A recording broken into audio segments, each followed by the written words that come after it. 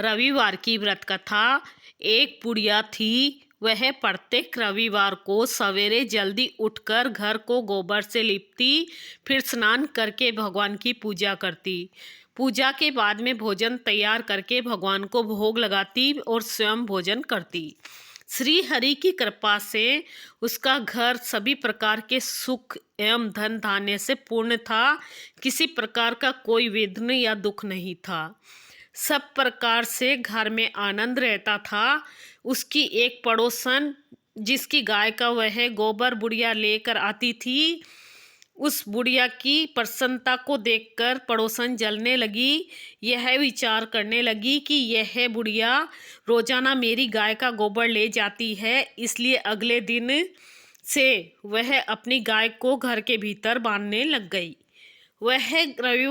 यह रविवार का दिन था। बुढ़िया गाय का गोबर न मिलने के कारण अपना घर न लीप सकी। उस दिन उसने न तो भोजन बनाया, न भगवान को भोग लगाया और न स्वयं भोजन किया। इस प्रकार उसने निराहार व्रत किया।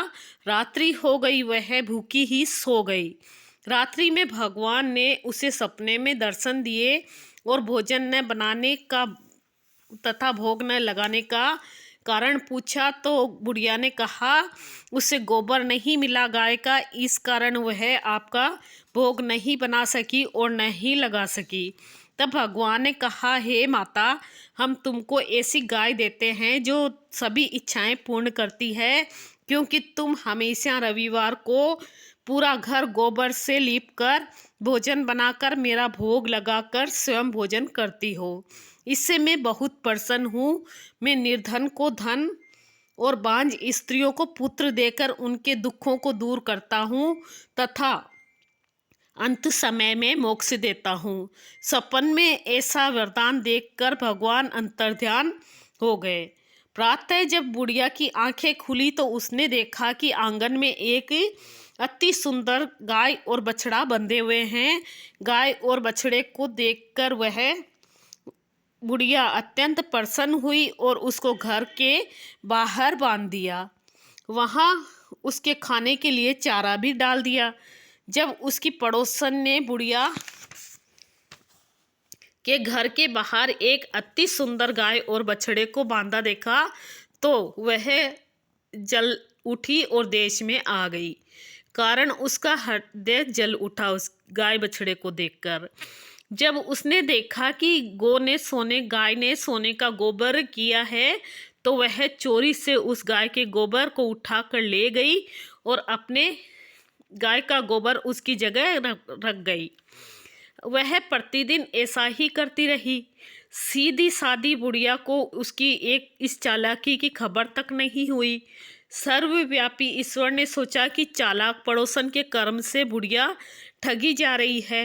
एक दिन भगवान ने शाम के टाइम में अपनी माया से बड़े जोर की आंधी चला दी। बुढ़िया ने आंधी के भय से अपनी गाय को घर के भीतर बांध लिया। सुबह उठकर जब बुढ़िया ने देखा कि गाय ने सोने का गोबर दिया है, तो उसके आश्चर्य की सीमा का ठिकाना नहीं रहा। अब वह प्रतिदिन गाय को घर के भीतर ही बांधने लगी। पड़ोसन ने देखा कि बुढ़िया गाय को घर के भीतर बांधने लगी है और उसको सोने का गोबर उठाने का दाव नहीं चला, तो वह ईर्ष्या और दाह से जल उठी। अन्य कोई उपाय नहीं देख पड़ोसन ने उस देश के राजा की सभा में जाकर शिकायत की कि महाराज, मेरे पड़ोस में एक वृद्धा के पास गाय है जो नित्य सोने का गोबर देती है। आप सोना प्राप्त कर उससे प्रजा का पालन करिए। वह वृद्धा इतने सोने का क्या करेगी? उसकी बात सुनकर राजा ने अपने दूतों को वृद्धा के घर से गाय लाने का आदेश दे दिया। बुढ़िया प्रातः भगवान का भोग लगा भोजन ग्रहण करने जा रही थी कि राजा के कर्मचारी गाय खोलकर ले गए। बुढ़िया बहुत रोई चिल्लाई, किंतु राजा के कर्मचारी के सामने कोई क्या कहता। उस दिन गाय वृद्धा गऊ के वियोग में भोजन भी न कर सकी और रात भर रोकर ईश्वर से गाय को पुनः पाने के लिए प्रार्थना करती रही।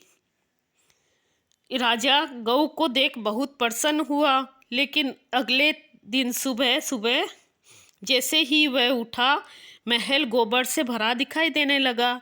राजा यह देखकर घबरा गया।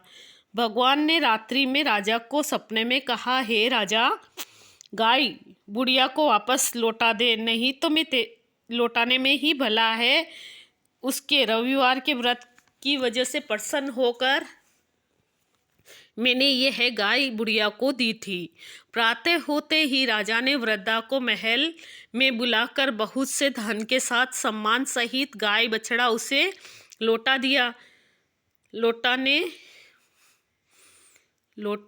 दिया और अपने कार्य के लिए उससे क्षमा प्रार्थना की। इसके बाद राजा ने उसकी पड़ोसन को बुलाकर उचित दंड दिया। इतना करने के बाद राजा के महल से गंदगी दूर हुई। उसी दिन से राजा ने नगरवासियों को आदेश दिया कि राज्य की समृद्धि तथा अपनी समस्त मनोकामनाओं की पूर्ति के लिए रविवार का व्रत करें। व्रत करने से नगर के सब लोग सुखी जीवन व्यतीत करने लगे। अब कोई बीमारी तथा प्रकृति का प्रकोप उस नगर पर नहीं होता था।